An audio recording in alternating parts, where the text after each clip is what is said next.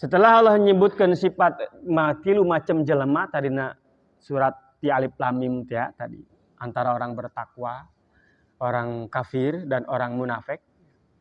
Cek Allah ya ayyuhan nasu ubudu rabbakum alladzi khalaqakum walladzina min qablikum la'allakum tattaqun. Ya bahasa ya ayyuhan nas ini salah satu ciri ayat ini pasti turun di Mekah. Namun ayat bahasana gitu ayyuhan nas itu rata-rata turun di Mekah. Sebab di Mekah tuh belum banyak yang muslim sehingga bahasana nas manusia. Siapa aja manusia, mau yang muslim, mau yang kafir, mau yang munafik.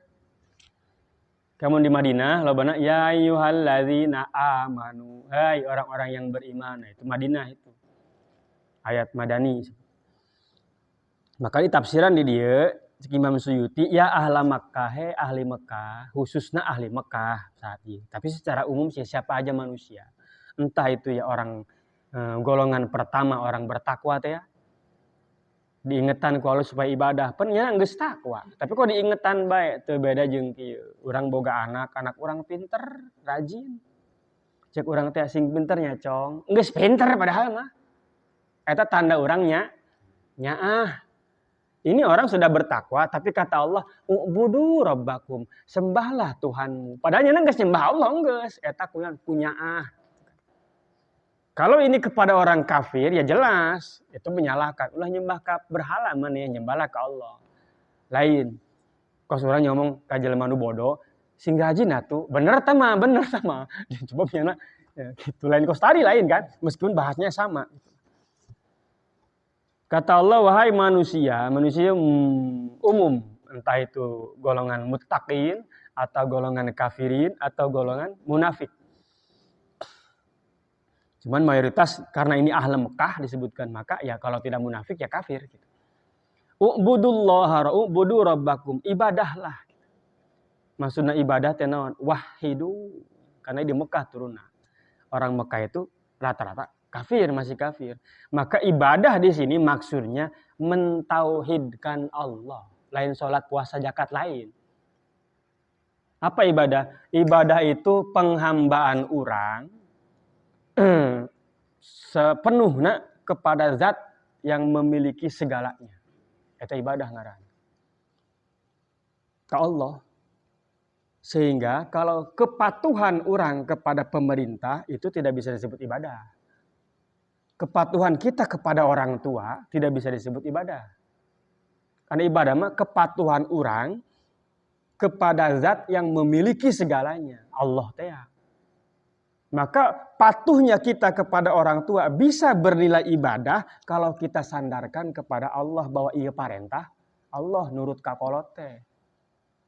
Patuhnya kita kepada pemerintah bisa jadi ibadah kalau itu kita sandarkan bahwa kata Allah pemerintah selama tidak zalim ikuti. Patuhna orang ka sahabat ge asal disandarkan ke Allah bahwa ia perintah Allah bahwa kebaikan itu harus diikuti. Itu bisa jadi ibadah kudu disandarkan. Sehingga kepatuhan seorang anak kepada orang tua dalam hal yang melanggar aturan Allah itu tidak boleh diikuti. Jadi ibadah mah ke Allah. Secara umum beda gitu. Maksudnya dia mah tauhidkeun. Jadi ibadah mah pengabdian kepada zat yang memiliki segala-galanya. Itu ibadah. Kepatuhan kita kepada selain Allah bisa bernilai ibadah lamun disandarkan bahwa itu perintah Allah. Kata ulama seseorang itu bisa dikategorikan mencapai hakikat ibadah ke Allah minimal ayat 3. Pertama nyana kudu ngarasa apapun yang dia miliki itu bukan miliknya. Jadi amun hayang menangkan hakikat ibadah pengabdian kepada Allah minimalnya 3. Pertama, tidak merasa memiliki atas apa yang ada dalam genggaman kita. Orang boga harta, lain boga orang. Maka jelema pelit disebutkan dalam Al-Quran jore jasa. Sebab lain boga sia ge. Muntah boga sia kitu kusia dibikin kaditu heuh lain boga orang. Logikanya masuk logika orang pelit itu dicacat benar ya oleh Al-Quran. Karena nggak masuk akal, uang bukan punya dia kok.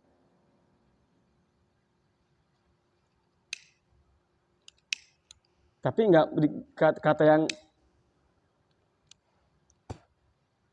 kata yang apa namanya yang ngasih titipan teh cenah kos maka cenah ge kudu kos eta cek MJ teh mah kudu kos tukang parkirnya pajero lewat los gitu kan.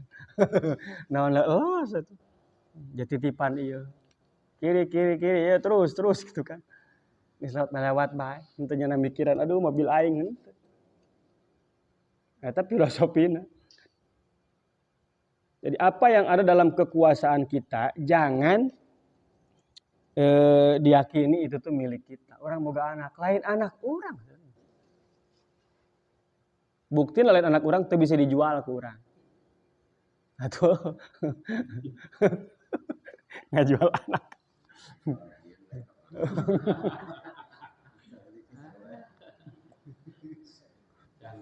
Gitu katanya.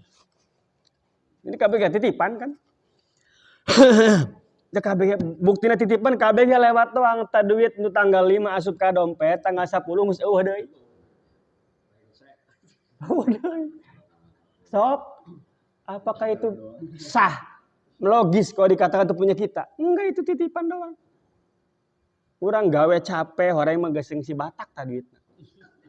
Atuh iya geus sangka bool-bool jeung si Batak doang mayaran bon. Eta si Batak sarua capek-capek ngangkatan naon geus mayar deui. Ka bosna terus begitu. Bukti eta duitnya titipan muter bae terus. Entah pernah anu nyangkut.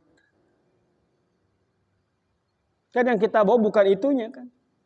Lain duitna hasil tina eta atau pahala atau siksa atau dosa dari perputaran itu yang menjadi tanggung jawab. Lain duit. Saya diberi duit sabaraha ku aing di akhirat ya. Berapa henteu dipake naon ku sia? Di kamana menang ti mana dipake ka mana gitu kan. Jadi lain duit nah ditanyakeun sugan sabaraha diberi duit ku Allah. Pertanyaan harta itu ya bukan berapa banyak kamu dikasih harta. Ntar malaikat saya mikir dulu agak lupa nih. Entah bisa gitu. Dua pertanyaan. Dari mana didapatkan? Kemana kamu belanjakan? Eta dong tadi jumlahna mah henteu. Sugan boga mobil sabaraha henteu. Tanah sabaraha ribu hektar henteu. Bahkan yang terberat itu kan katanya masalah harta. Ilmu mah dikamanakeun ku sia ilmu sia gitu. Dipake naon? Jabatan dipake naon ta jabatan? Umur dipake naon ta? Ai harta mah dua. Menang ti mana dikamanakeun. Maka jelema makin loba hartana, makin berat kena hisabna. Harta itu kan dunia itu ya terutama harta ya tentunya halalnya dihisab, haramnya disiksa.